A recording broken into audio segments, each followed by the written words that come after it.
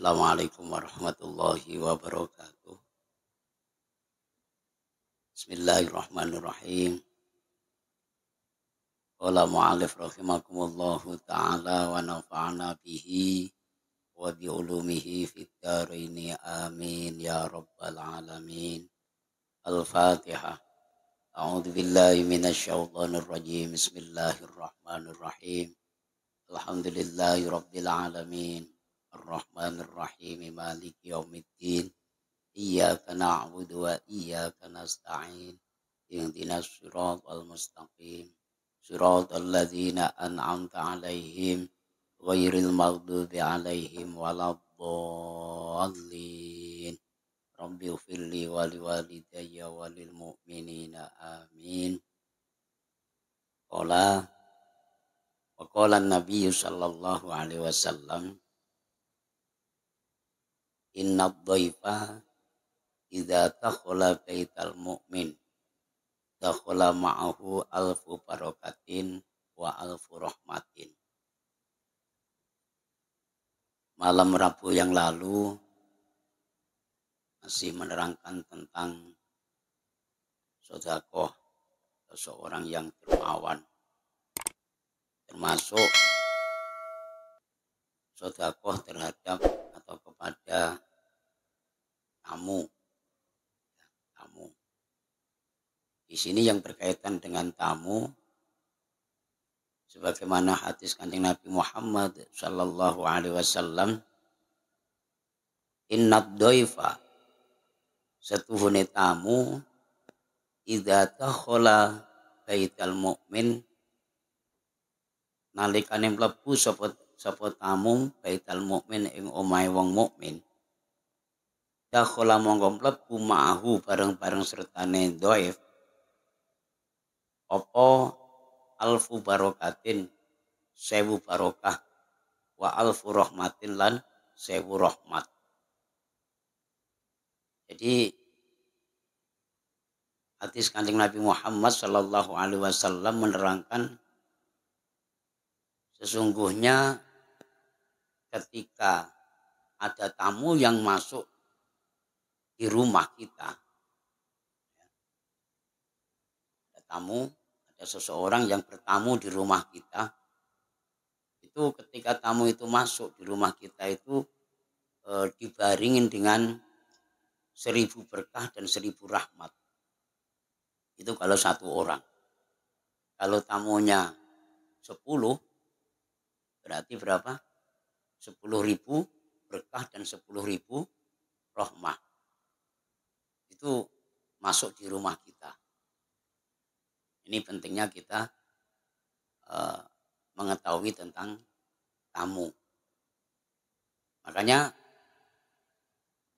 Kanjeng Nabi Ibrahim alaihissalam itu selama hidupnya itu setiap makan itu mencari-cari seseorang untuk diajak makan bersama.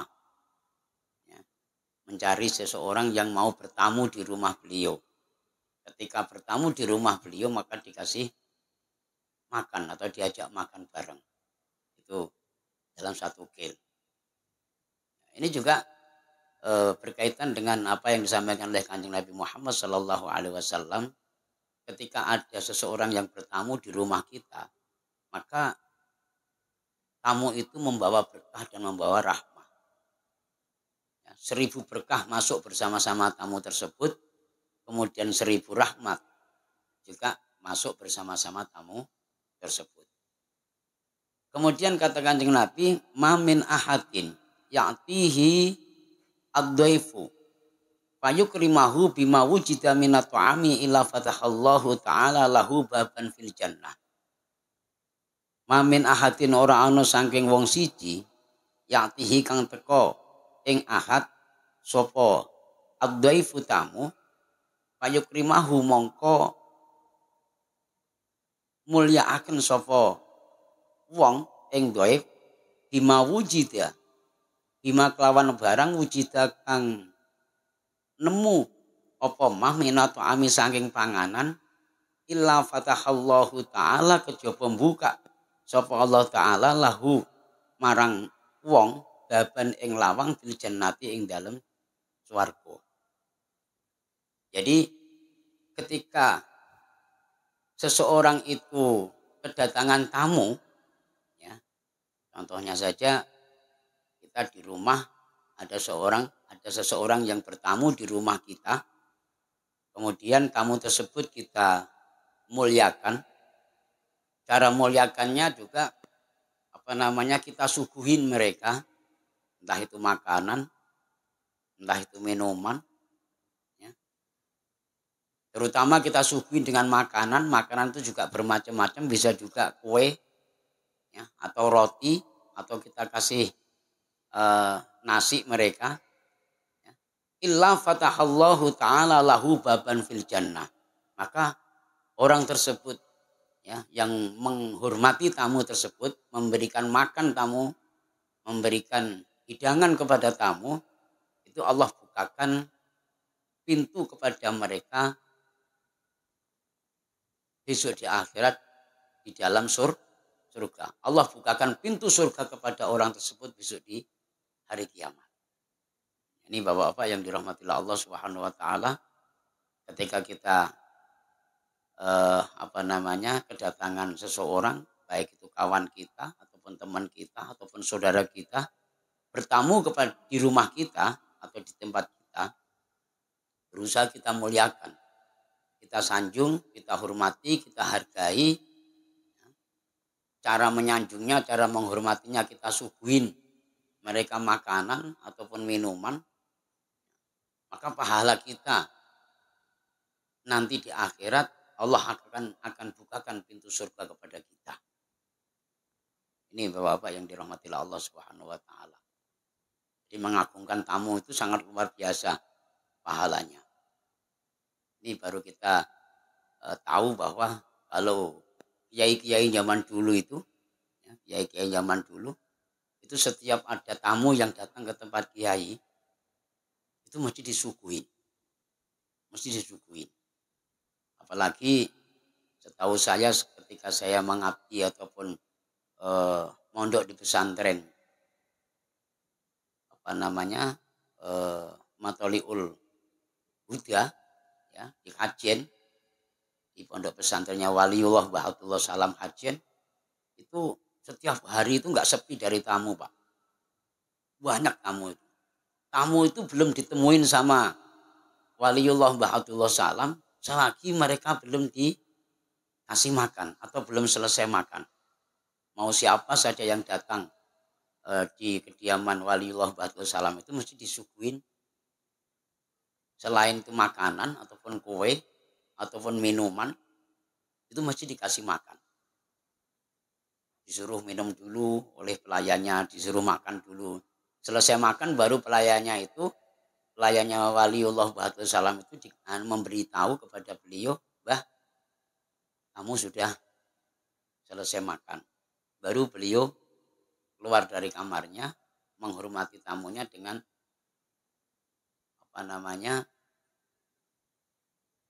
melayani apa yang diinginkan oleh tamu tersebut.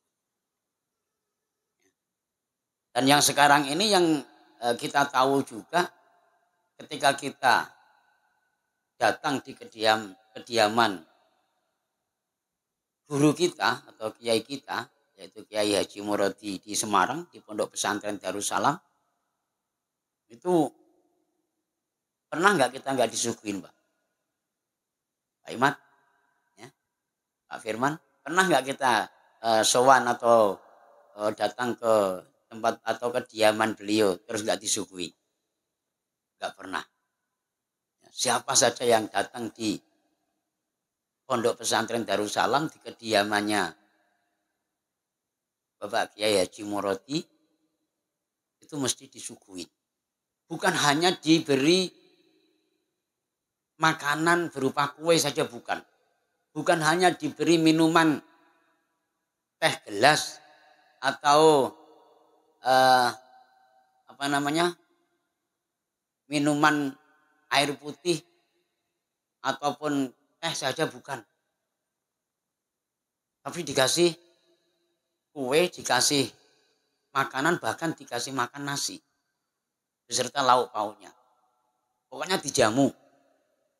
Itu beliau menghormatin tamu. Ternyata manfaatnya dan fadilahnya menghormati tamu, memberi makan tamu, memberi minum tamu, ini sangat luar biasa, Bapak-bapak. Fatahallahu ta'ala lahu baban fil jannah.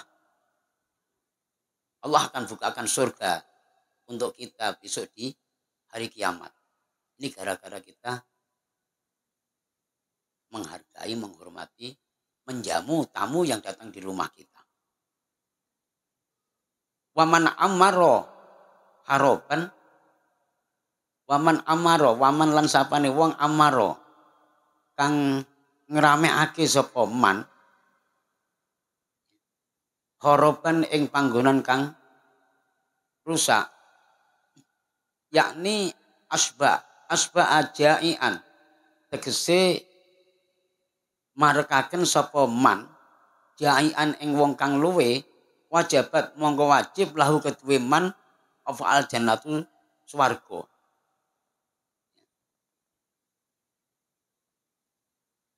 Barang siapa yang mau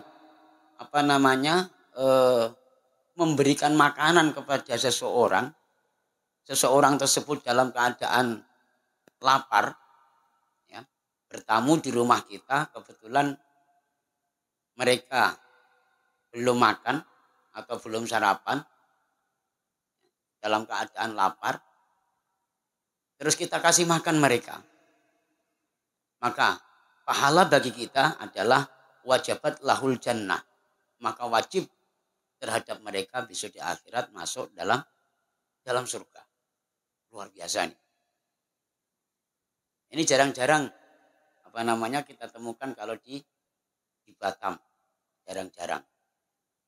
Kita sendiri juga kadang masih berpikir juga ketika ada tamu, paling-paling ya disuguhin air, ya. Kalau tamunya agak istimewa sedikit, dibelikan kue, ya. Agak terhormat sedikit, mungkin tamunya baru disuguhin teh botol, gitu Pak ya, atau Sprite. Itu pun tengok-tengok tamunya. Kalau tamunya misalnya yang datang Pak Imat atau Pak Heru, ya balik. Pas pula nih malah geleng kepala nanti. Paling air putih gitu saja. Ya. Tiba-tibanya kopi itu masih mending. Ya, masih mending. Ada kalanya di antara kawan-kawan kita ataupun saudara kita, kadang kita datang di rumah mereka, kita bersilaturahim di rumah mereka, kadang nganggur gitu saja. Padahal kalau dipikir-pikir mereka juga mampu kok untuk membeli segelas air atau sepotong kue untuk menghormati kita sebagai tamu. Tapi kadang mungkin karena mereka juga tidak tahu tentang fadilahnya, tidak ngerti tentang pahalanya, mungkin ya biasa-biasa saja. Itu sangat luar biasa pahala yang akan kita dapatkan nanti di hari kiamat. Memberi makan tamu, kemudian tamu tersebut kebetulan belum makan, ya nggak lapar-lapar kali sih, cuman lapar kan gitu aja karena juga belum sarapan atau belum makan siang. Nah, terus kita kasih makan mereka, maka wajib kita besok di akhirat masuk ke dalam surga. Kemudian kata Kanjeng Nabi, waman lan sapane wong mana akan nyegah sapa man atau ama ing panganan anil jai sangking wong kang luwe, mana Allahu taala maka nyegah sapa Allah taala fadlahu ing fadli Allah anhu sangking man yaumal kiamati ing dalem dina kiamat. Wa adzabahu lan niksa sapa Allahu ing man finari ing dalem neraka. Kemudian sebaliknya kalau kita melarang, ya, mencegah kepada seseorang yang seorang tersebut akan memberikan makan kepada orang yang membutuhkan atau orang yang kelaparan, ya, Allah nggak usah lah Ngapain malah manja nanti kalau kamu ngasih makan. Besok malah datang ke sini lagi terus. Ya kan? Akhirnya apa? Kita larang, nggak usah. Mungkin istri kita mau nyuguhin, tak usah ribut-ribut tadi. Nanti jadi kebiasaan pula nanti. Nanti nggak balik-balik pula nanti. Misalnya seperti itu ya. Sehingga istri tersebut atau keluarga kita tidak jadi memberikan makan si tamu tersebut, maka Allah akan mencegah daripada fadlnya terhadap orang tersebut besok di hari kiamat. Dan Allah akan menyiksanya kepada orang tersebut besok di hari kiamat. Kemudian waman waman lan sapane wong at'ama kang aweh mangan sapa man, jaian ing wong kang luwe liwajhillahi ta'ala krana zati Allah Ta'ala, wajibat mongko wajib lahu kedue man atau kedue wong mau apa al jannatu swarga. Kemudian barang siapa yang memberikan makan kepada orang yang kelaparan, orang yang tidak punya apa-apa untuk makan, sampai lapar, ya, mau makan nasi enggak punya beras, mau makan kue juga enggak punya kue, ya, sehingga kelaparan orang tersebut, ya, maka Allah wajibkan kepada orang tersebut besok di hari kiamat masuk ke dalam surga. Ini fadilah dan keutamaannya kita bersedekah, ya, bersedekah terhadap tamu. Jangan sampai kita main-main, Pak, ya, berkaitan dengan tamu. Sehingga ada juga satu hadis dari Rasulullah Sallallahu Alaihi Wasallam, beliau juga bersabda, barang siapa tidak dibilang sempurna iman kita, ya, kalau kita tidak mau menghormati tamu.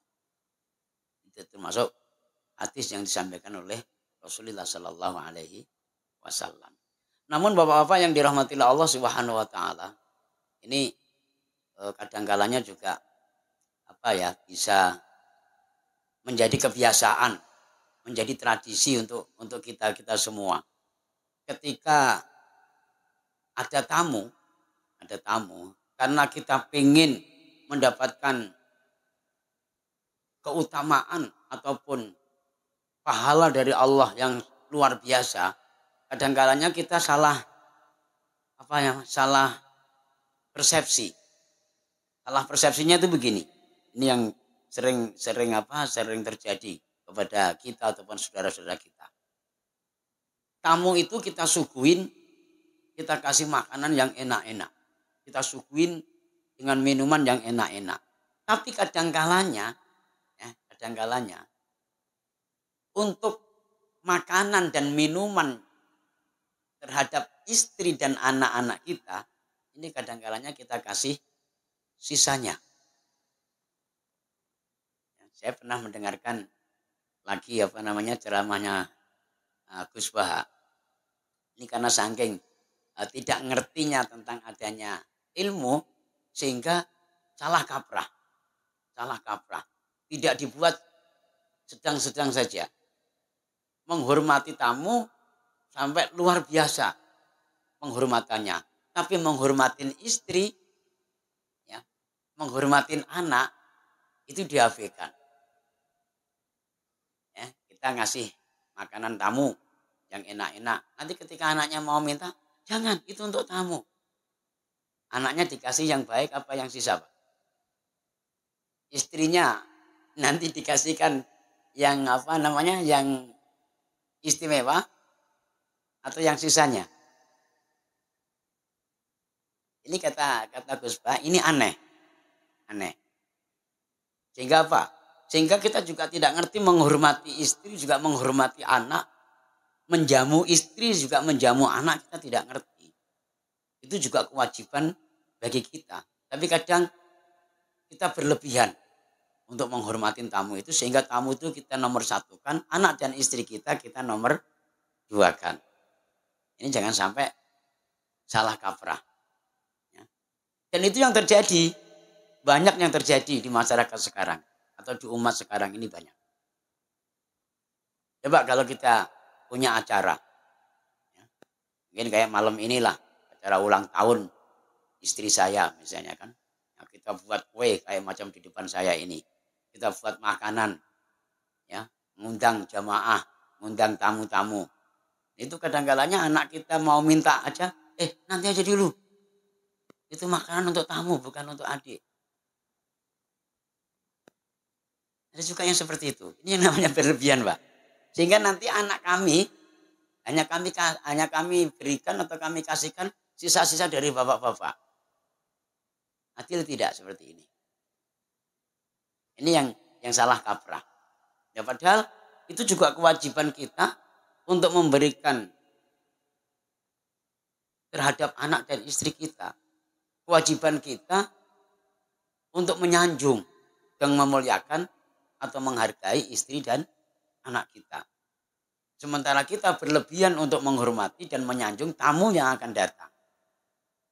Dengan penghormatan dan ketakdiman kita sampai berlebihan. Ini kalau bisa jangan sampai terjadi di dalam diri kita. Ya, kita biasa-biasa saja ya. Yang sedang-sedang saja. Sama-sama istri juga kita muliakan, anak istri juga kita muliakan, tamu juga kita muliakan. Kalau bisa jangan dibeda-bedakan. Ini tradisi-tradisi yang seperti itu yang sebetulnya tidak pas menurut apa yang disampaikan oleh Kanjeng Nabi Muhammad Sallallahu Alaihi Wasallam. Mudah-mudahan pertemuan pada malam ini ada manfaatnya dan ada barokahnya, dan kajian ini mudah-mudahan bisa bermanfaat untuk kita semua dan bisa kita praktekkan di dalam kehidupan kita sehari-hari, bersama-sama berusaha untuk bagaimana kita bisa menghormati dan menghargai tamu-tamu yang datang di tempat kita. Demikian kurang lebihnya mohon maaf. Kita akhiri dengan ucapan ihdinas siratal mustaqim. Wallahul muwaffiq ila aqwamit thoriq. Wassalamualaikum warahmatullahi wabarakatuh.